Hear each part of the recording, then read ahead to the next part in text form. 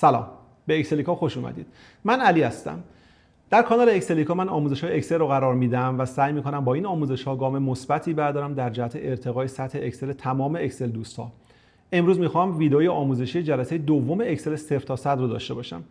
پیشنهاد می‌کنم اگر ویدیو اول رو ندیدید حتما اول اون ویدیو رو تماشا کنید، تمرین‌های اون ویدیو رو انجام بدید و بعد بیاید اینجا که جلسه دوم رو با هم دیگه شروع کنیم. خب توی جلسه اول تا اینجا پیش رفتیم که چجوری اکسل رو باز کنیم، با کویک اکسس تولبار آشنا شدیم، با تب ها و ریبون ها آشنا شدیم، با نیم باکس و فرمولا بار آشنا شدیم، دیدیم که چجوری سلول ها رو میتونیم انتخاب کنیم، چجوری میتونیم بین سلول ها جابجا شیم و به سلول های دیگه بریم، چجوری میتونیم زوم کنیم یا زوم آوت کنیم و تصویر رو کوچکتر کنیم و یک جدولی رو هم ایجاد کردیم برای یک شرکت فرضی که آمار فروشی رو داریم که یه سری آیتم هایی با یه قیمت هایی که در فصول مختلف فروش رفته و اومدیم با استفاده از فرمول ها و توابع مجموع فروش و مجموع فروش ریالی رو حساب کردیم و تا حدودی هم یاد گرفتیم چجوری از دستگیره آتوفیل استفاده کنیم تا بتونیم فرمول هامون رو تعمیم بدیم بین خونه های مختلف اکسل.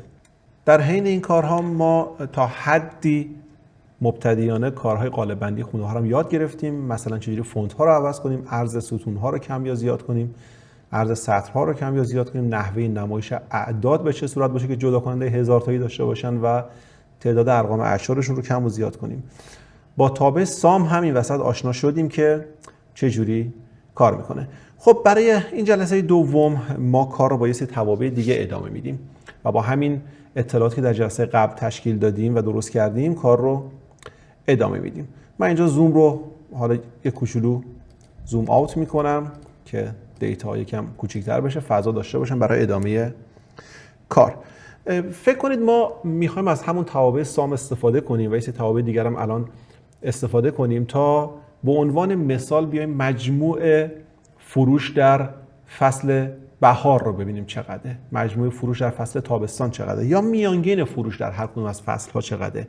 در هر فصل ما بیشترین آیتمی که فروختیم چقدر بوده، کمترین آیتمی که فروختیم چقدر بوده. تمام اینها رو ما میتونیم از توابع مختلفی رو فراخوانی کنیم و استفاده کنیم که با این آموزش حالا این 4 تا توابع دیگر هم ما الان یاد میگیریم. خب من میگم فرضاً ما میخوایم بیایم مجموع فروش رو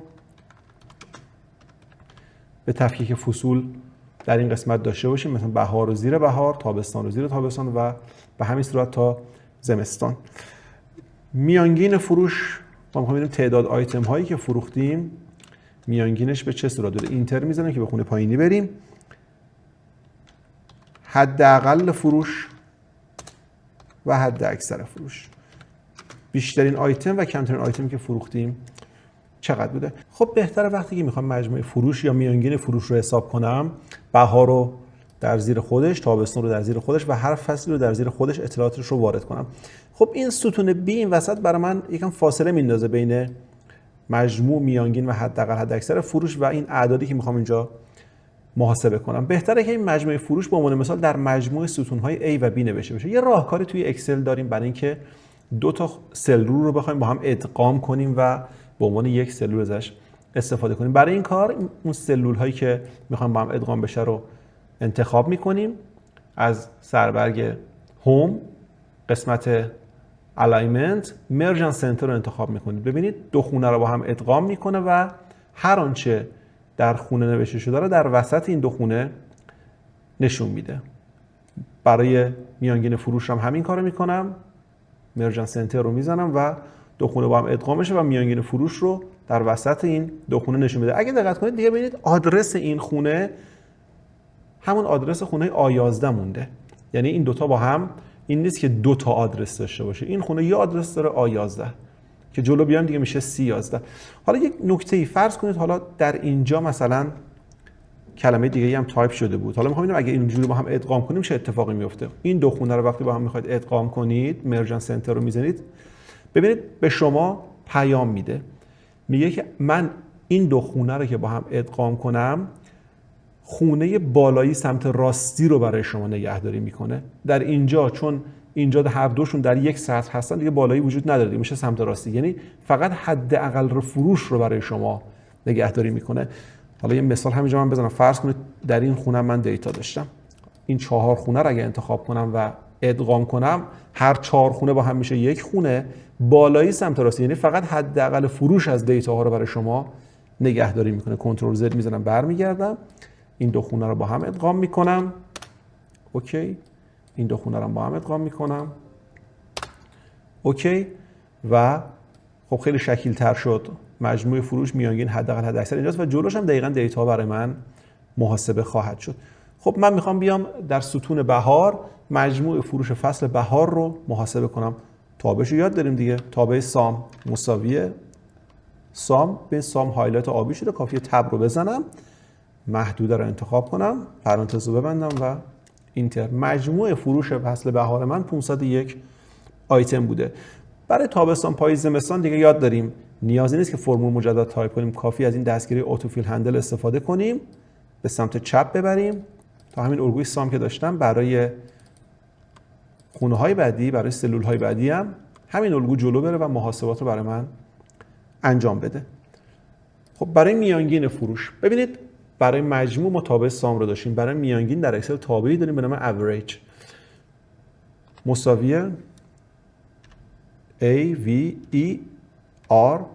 دقت کنید همینجا که تایپ میکنید لیست توابع رو براتون فیلتر میکنه و توابعی که با این کاراکتر اصلا به شما نشون میده. الان اوریج دیگه هایلایت آبی شده، نیازی نیست بقیه‌اشو تایپ کنم، همینجا میتونم تب رو بزنم، تابع تایپ میشه، پرانتز برای من باز میکنه.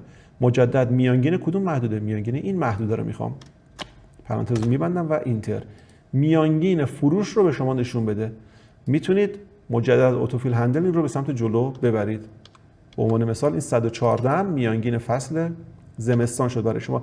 ببینید میانگینا دیگه اعداد اعشارش رو به شما نشون نداده، اما اگه بخواید میانگین رو حتی با اعشار هم داشته باشید دیگه این رو بلدین، میتونید از این قسمت بیایید و تعداد ارقام اعشار رو کم یا زیاد کنید. مثلا من میتونم با 2 رقم اعشار میانگین فروشم رو نشون بدم. برای حداقل و حداکثر فروش هم میتونم از توابع مین و ماکس استفاده کنم. خب اینجا هم به جای اینکه بیام تابع رو تایپ کنم، به عنوان مثلا اینجا میتونم مین رو تایپ کنم، تب رو بزنم، پرانتز باز شه، حالا اسکیپ رو میزنم، تایپ نمی کنم.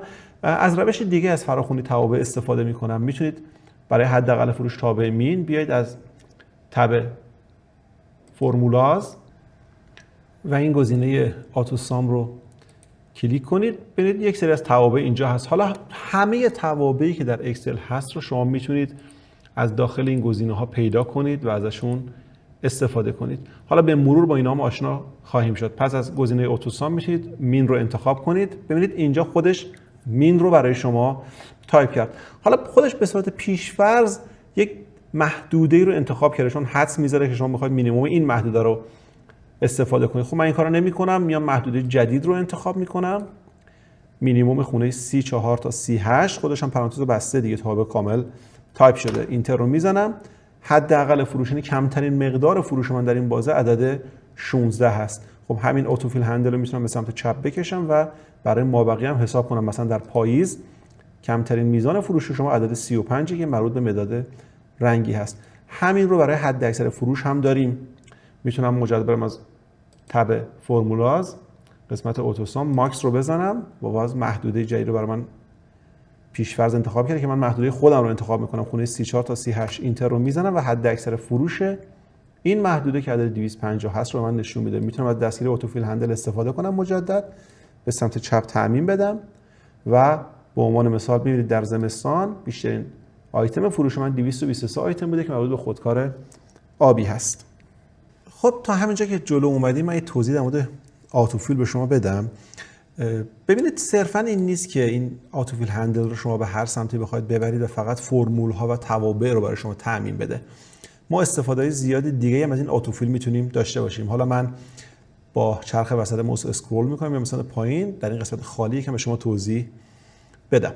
ببینید شما اتوفیل برای شما میتونه حتی مجموعه از اعداد رو هم تعمین بده. یعنی چی؟ فرض کنید در این خونه من عدد 1 رو دارم، میتونم همین دستگیره رو بکشم و همین رو تعمین بدم تا هر جا که میخوام عدد 1 رو ادامه بدم. حتی اگر کلید کنترل رو نگه دارم و این اتوفیل رو تعمین بدم، میبینید که پترن اعداد رو برای من ادامه میده. 1 2 3 4 و همینطور به سمت پایین با نگه داشتن کلید کنترل. میتونم ازش استفاده کنم که حتی سری از اعداد رو تعمین بدم. یعنی چی؟ فرضاً اینجا 2 دارم، اینجا 4 دارم، اینتر. ببینید اختلاف اعداد دو تا است، اعداد زوجن. همین پترن رو برای من ادامه میده، همین الگو رو ادامه میده و همین اعداد زوج رو 2 4 6 8 ادامه میده. الزاماً هم خب فقط اعداد زوج نیست، هر الگویی، حتی فاصله دوتایی هم نه، هر الگویی مثلا 5 11 این دوتا رو میتونم انتخاب کنم و این الگو رو ادامه بدم. میبینید 6 تا اعداد رو برای من اضافه میکنه. فقط دقت داشتید دیگه، ما اینجا چون الگومون از فاصله بین دو تا اعداد، از اختلاف بین دو عدد شکل گرفته، حتما باید برای این الگو، برای این اتوفیل هندلی که اینجا میخوایم استفاده کنیم، دو عدد رو با هم انتخاب میکردیم. یعنی چی؟ یعنی من اگر اینا رو پاک کنم، حتما زمانی که الگو رو ادامه بدم، هر دو عدد رو باید با هم انتخاب کنم تا اکسل متوجه بشه منظور من اختلاف 6 تایی است و بعد این الگو رو با اتوفیل هندل تعمیم بدم به سمت پایین. از اتوفیل هندل شما برای تاریخ هم میتونید استفاده کنید. البته چون در اکسل ما به صورت پیش‌فرض تاریخ هجری شمسی نداریم، صرفا برای تاریخ‌های میلادی میتونیم استفاده کنیم. حالا روش‌هایی هست برای استفاده از تاریخ هجری شمسی که در ادامه آموزش‌ها قطعا باهاش آشنا خواهیم شد. حالا من اینجا یه تاریخ رو تایپ می‌کنم، 12 دسامبر ماه 12 فرضاً 25 سال 2023. من کافیه که این رو بگیرم و بکشم پایین. ببینید همینطور تاریخ‌ها 26 دسامبر تا 31 دسامبر و اول ژانویه 2024 یک دونه تاریخ‌ها رو برای من اضافه کرد. البته میتونستم همون تاریخ رو به تنهایی کپی کنم. به چه صورت؟ من کنترل زد میزنم، این رو برمیگردونم. کافی بود کنترل رو نگه دارم و زمانی که با کنترل نگه داشتم و اینو تعمین بدم، فقط همون تاریخ برای من در سلول‌های بعدی کپی میشه. از اتوفیل برای تعمیم آیتم ها هم میشه استفاده کرد. یعنی چی؟ فرضاً شما، من به فارسی براتون اینو مثال میزنم، مثلا جایی دارید شماره 1، میتونید همین شماره گذاری رو از اتوفیل استفاده کنید و تعمیمش بدید. مثلا ردیف 1 میتونید همین رو تعمیم بدید به ردیف های 2 3 4 و بیشتر. و باز هم دیگه لازم به ذکر نیست که اگه کنترل رو نگه دارید، فقط همون آیتم رو برای شما کپی میکنه و تعمیم رو دیگه به ردیف های بعدی، شماره بعدی اضافه نمیکنه. میتونید برای ماه ها و روزها و هفته ها هم از این استفاده کنید. مثلا ماه 1 خب همینجوری تعمیمش می‌کنیم به سمت پایین. پس از این اتوفیل برای تمام آیتم ها هم میتونیم ازشون استفاده کنیم. خب حالا من اینا رو پاک میکنم. حالا فرضاً این رو دوباره تعمیمش میدم، شماره 1 تا 12. میتونید برای ماه‌های میلادی هم ازش استفاده کنید، هم به صورت خلاصه هم به صورت کامل. یعنی اگر شما فرضاً ببخشید فارسی بود جنیوری به صورت خلاصه نوشتم من، این رو اگه تعمیم بدید میبینید که کاملا الگو رو برای شما ادامه میدم. میتونید این رو کامل بنویسید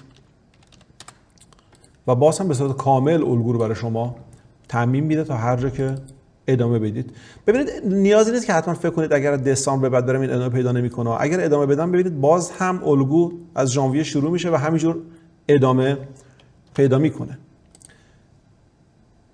میشه برای روزها استفاده کرد. حالا باز هم چه به صورت خلاصه چه به صورت کامل. مثلا مان یعنی ماندی، میتونید این رو ادامه بدید. ببینید ماندی تا دوباره میره ساندی و دوباره از ماندی شروع میشه الگو. حالا من کنترل زد میزنم، فقط به همون میزانی که نیاز داریم این رو تعمیم میدم. میتونید از ماه‌های روزهای کامل استفاده کنید. مثلا ماندی رو کامل تایپ کنید و این رو با اتوفیل پترن تعمیم بدید تا هر جا که نیاز دارید. پس میبینید که از اتوفیل پترن میشه استفاده خیلی خیلی خیلی زیادی کرد. یه نکته همینجا بگم، حتی میتونید پترن هایی رو برای خودتون تعریف کنید که در اکسل شما وارد بشه. این هم حالا جلوتر خواهیم فهمید. مثلا من برای یه سری از کارهایی که انجام میدم، چون روزهای هفته رو نیاز دارم، اومدم روزهای هفته فارسی رو بهش اضافه کردم. میبینید شنبه، یک شنبه، دوشنبه، سه شنبه، چهارشنبه و الی آخر. پس شما میتونید پیش فرض هم خودتون یه سری پترن هایی رو ایجاد کنید، یه سری الگوهایی رو ایجاد کنید که با اتوفیل هندل الگوی شما رو تشخیص بده و اون رو براتون تعمین بده.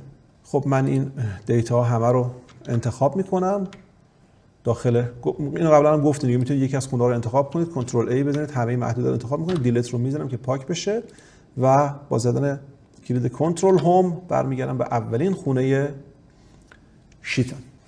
خب در ادامه در قالب همین مثال میخوام با یکی دو تا از مباحث دیگه اکسل هم آشنا بشیم. خب در قالب مثال بهتون توضیح میدم. فرض کنید من میخوام محاسبه مالیات هم برای این فروش ها انجام بدم، مثلا مالیات ارزش افزوده. خب یا در این ستون آخر میخوام برای هر کدوم از اقلام که مجموع فروش ریالی رو حساب کردم مالیات ارزش افزودهش رو هم محاسبه کنم. خب اینجا اضافه میکنم مالیات بر ارزش افزوده، تو پرانتز ریال رو هم براش میذارم. خب قبلا گفتم دیگه اینجا چون از ستون آی زده بیرون، تو مرز بین ستون آی و جی میتونم دابل کلیک کنم تا اندازش منطبق بشه برای این متن داخل سلول.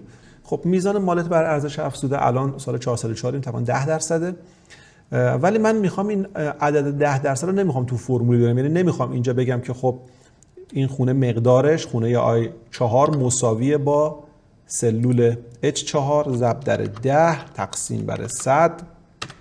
خب گفتم این خیلی مناسب نیست دیگه، این داینامیک نیست. یعنی اگر یک زمانی بگن خب مالیات بشه 12%، این فایل من دیگه باید بیام یکی یکی تو این خونه هایی که مالیات حساب کردم این تمام این 10 ها رو تبدیل به 12 کنم. حالا من کنترل زد میزنم برمیگرده، میخوام یک جایی فرضاً این بالا بگم درصد مالیات. حالا دیگه ارزش افزودهش نمی‌نویسم دیگه، درصد مالیات رو میخوام جلو داشته باشم. درصد مالیات برای من 10 هستش و میخوام از این عدد در فرمول ها استفاده کنم که به محض اینکه این درصد مالیات رو عددش رو عوض کردم خود به خود تمام محاسبات من بروز بشه. ببینید همینجا یه نکته رو بهتون بگم. من اگه بخوام در این خونه آی 4 مجدد فرمول بنویسم میگم برابر است با مجموع فروش ضرب در خونه آی 1 میزان مالیات تقسیم بر 100 و بر اساس 10% مالیات برای من مالیات بر ارزش افزوده رو محاسبه میکنه. من یکم راحت‌تر میخوام بکنم کارو، کنترل زد زدم که اینم پاک بشه. این 10 رو همینجا علامت درصدش هم تایپ میکنم با شیفت 5 درصد مالیات 10%. دیگه نیازی است در فرمول تقسیم بر 100 کنم. میگم این خونه آی 4 سلول آی 4 مقدارش برابر است با سلول H4 ضرب در درصد مالیات و اتوماتیک وار دیگه 10% حساب شد. دیگه نیازی است در فرمول من تقسیم بر 100 رو انجام بدم. خب اینجا رو دقت کنید. ما گفتیم دیگه الان فرمول رو دارم برای خونه آی 4 نوشتم مقدار این سلول برابر است با سلول H4 ضرب در سلول آی 1 که خود آی 1 هم دیگه 10% مقدارش. از این اتوفیل هندل استفاده میکنم و تعمیم میدم سلول رو به سمت پایین. چی شد؟ این خطا چیه؟ این عدد به این بزرگی چیه؟ فکر کنید چرا این اتفاق افتاد؟ دقت بکنید، گفتم بهتون اتوفیل هندل فرمولی که دارید رو متناظر تعمیم میده. یعنی چی؟ یعنی اگر خونه آی 4 شما برابر است با حاصل ضرب خونه H4 ضرب در آی 1، سلول آی 4 رو اگر با اتوفیل هندل یه دونه تعمیم بدید پایین، خونه آی 5 شما میشه چی؟ تمام اون دو سلول استفاده شده در فرمول هم یه دونه به سمت پایین میره. یعنی این سلول برابر میشه با H5 ضرب در آی 2. خب شما در آی 2 دیگه 10% رو ندارید که، برای همین به شما مقداری رو نداده. این سلول میشه چی؟ دوباره یکی دیگه پایینتر میشه سلول H6 ضرب در آی 3. خب عدد رو ضرب در یه سری حروف کرده. خب قطعا اینجا دیگه به شما خطا داده. این سلول میشه چی؟ میشه H7 ضرب در آی 4. خب اینجا آی 4 خیلی عدد بزرگی بوده، برای همین نتیجه برای شما عدد بزرگی شده. پس دیدید همینطور که فرمول رو به سمت پایین تعمیم میدید، سلول هایی که در این فرمول استفاده شده اون سلول های مبدأ هم همینطور به سمت پایین گسترش پیدا میکنن. برای اینکه این اتفاق نیفته چه راهکاری داریم؟ خب راهکار اول اینه که اینا رو من پاک کنم، بیام یکی یکی برای اینا فرمول جداگانه بنویسم، بگم خب این یکی هم برابر است با H5 ضرب در آی 1 و محاسبات رو انجام بدم. خب برای یکی دو تا سه تا 5 تا خب این راحته، ولی اگه تعداد ردیف ها زیاد باشه که این کار طاقت فرساست. من این رو دیلیت میکنم. یه راهکار داریم اینجا. به فرمول بار دقت کنید. این سلول برابر است با H4 ضرب در I1. من میخوام همینطور که خونه I4 رو، سلول I4 رو با اتوفیل هندل تعمیم میدم به سمت پایین، H4 من تعمیم پیدا کنه. یعنی وقتی یکی میرم پایین H4 میشه H5، بعد بشه H6، ولی I1 من ثابت بمونه. چطور میتونم این کار انجام بدم؟ کافیه که در این فرمول بار I1 رو انتخاب کنم. F4 رو اگر بزنیم، ببینید قبل از I و قبل از 1 علامت دلار رو برای شما ایجاد میکنه. این به این معناست که حاصل خونه I4 شد سلول H4 ضرب در خونه I1. اما اگر من سلول I4 رو با اتوفیل هندل گسترش بدم، H4 من تعمیم پیدا میکنه ولی I1 من ثابت میمونه. این دلارها رو میتونستید تایپ هم بکنید، ولی من اینجا اومدم انتخاب کردم و با زدن F4 علامت دلار رو قبل از I و 1 اضافه کردم. خب حالا اینجا اینتر رو میزنم. ببینید من اگر این رو تعمیم بدم به سمت پایین، سلول I5 شد H5 ضرب در I1، سلول I6 شد H6 ضرب در I1 و به همین ترتیب تا پایین. یعنی شما فرمول رو که با اتوفیل هندل تعمیم دادید، سلول H متناظر تعمیم داده شد ولی سلول I1 ثابت موند.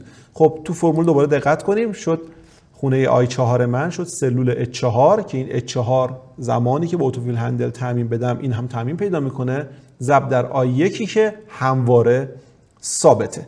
خب من یه بار دیگه اینا رو براتون پاک میکنم خیلی سریعتر دیگه. این دفعه این سلول I4 برابر است با H4 ضرب در I1. همینجا F4 رو میزنم، علامت دلار رو قبل از I و 1 اضافه میکنه، اینتر. حالا این رو تعمیم میدم به سمت پایین تا به راحتی همه برای من محاسبه بشه. یه نکته فقط اینجا مطرحه.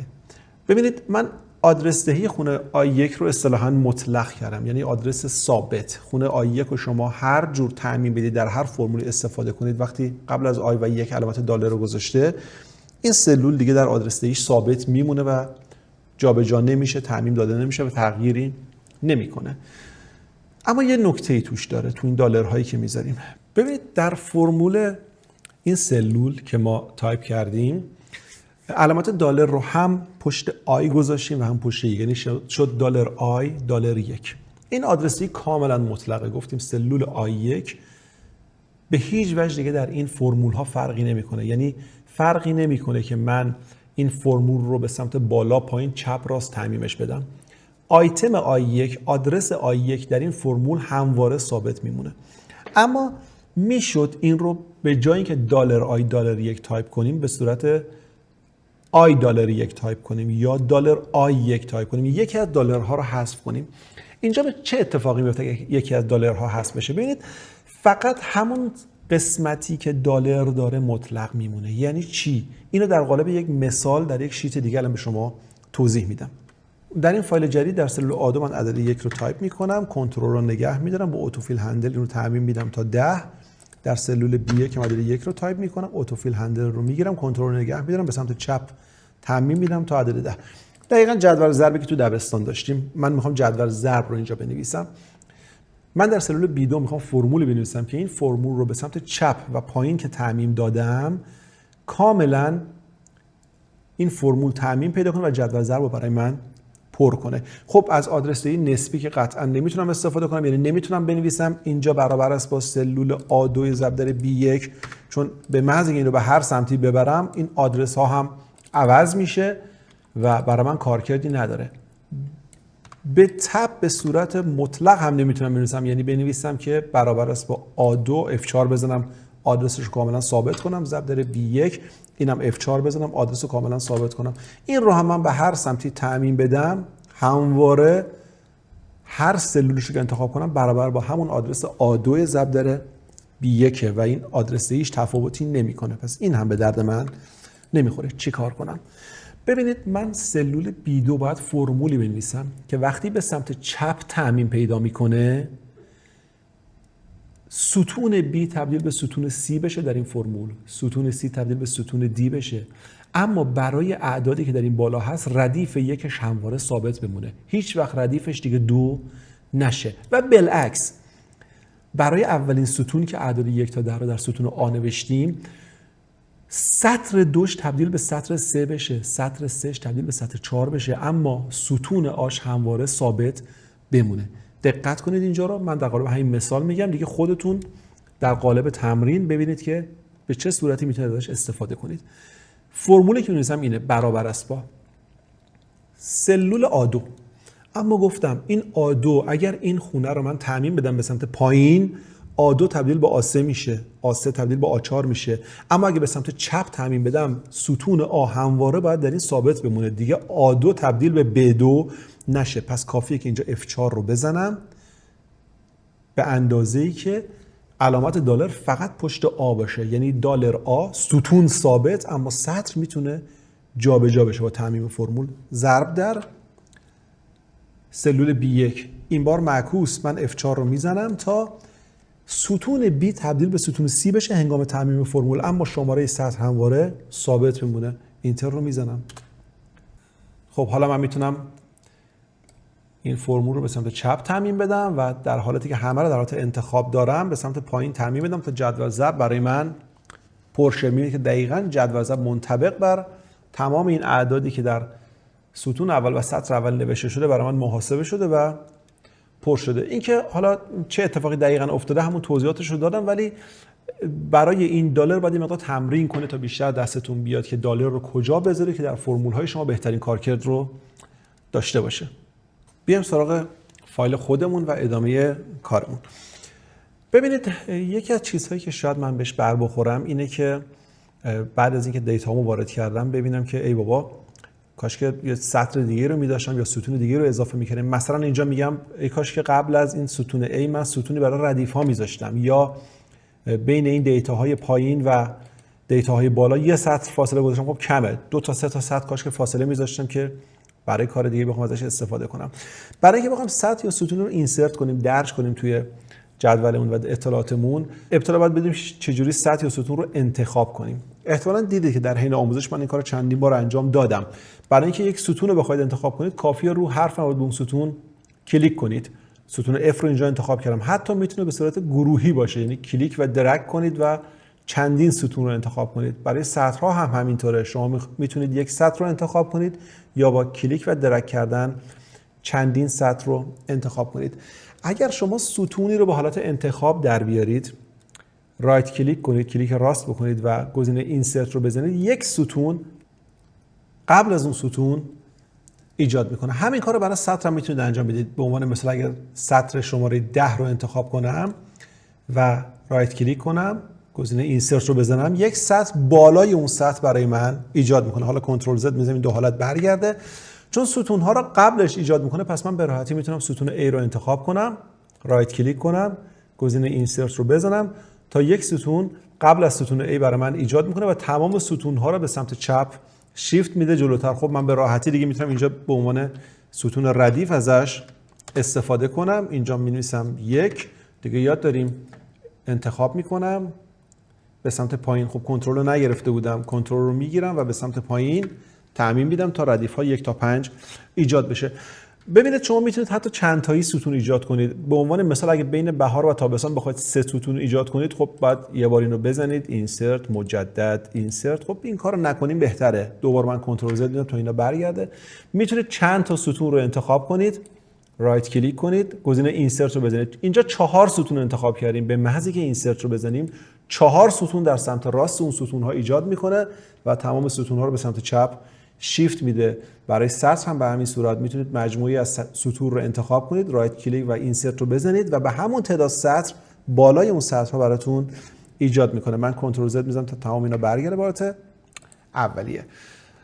ببینید اینجا این آمار فروش شرکت من که قبلا در سلول A1 بود الان در سلول B1 که ما اینو نیاز داریم که برگردونیم سر جاش. به عبارتی بعد از سلول B1 رو حذف کنیم و در سلول A1 مجدد بچسبونیمش. اینجاست که ما باید تعریف کات، کپی و پیست رو بدونیم. البته خب احتمال همتون باش آشنا هستید چون تو تمام نرم افزار ویندوز معمولا سر و کار دارید باش. اینجا ما از سربرگ هوم 3 گزینه کات، کپی و پیست رو داریم که اگر موس رو روی هر کدوم نگه دارید شورتکاتش هم می‌بینید که برای کات کنترل X هست، برای کپی کنترل C و برای پیست کنترل V.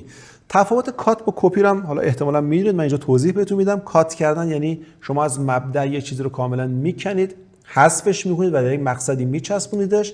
اما کپی یعنی شما از اون مبدا یک کپی تهیه میکنید و در مقصد اون رو میچسبونید و در مبدا هنوز دارید اون آیتم رو. خب من میخوام آمار فروش شرکت من رو از سلول B1 کاتش کنم. B1 رو انتخاب میکنم، کنترل X رو میزنم، در سلول مقصد که سلول A1 هست انتخاب میکنم و کنترل V رو میزنم.